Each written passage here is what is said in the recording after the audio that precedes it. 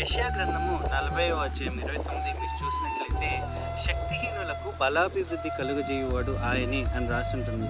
ఇంచుమించుగా ఈ రోజు నుంచి 2700 సంవత్సరాల క్రితం రాయబడినటువంటి మాటల్లో దేవుడు చెప్పాలనుకున్నటువంటి ఉద్దేశం ఏంటంటే కొన్నిసార్లు మానవ జీవితంలో శక్తికి మించినటువంటి సమస్యలు మనం ఎదుర్కోవాల్సి వస్తుంటుంది. ఇదే పరిస్థితి దావీదు కూడా వచ్చినట్టుగా మనం చూస్తూ ఉంటాం.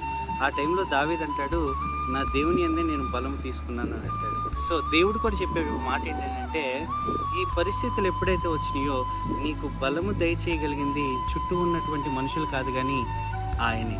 మనము ఈరోజు ఉన్నటువంటి సమస్యలను బట్టి కృంగిపోకుండా ఆయన యందు నిలిచి ఉండి ఆయన మీద నిరీక్షణ ఉంచి దేవుడి దగ్గర బలము పొందుకుని మన జీవితాన్ని ఆయన యొక్క కృప ద్వారా కొనసాగించాల్సిందిగా కోరుకుంటూ ఆయన యొక్క మహిమ మన మీద ఉండుటకు ఆయన్ని తిరిగి మహిమపరచుటకు ఆయన యొక్క కృప తోడుగా ఉంచి నడిపించును గాక.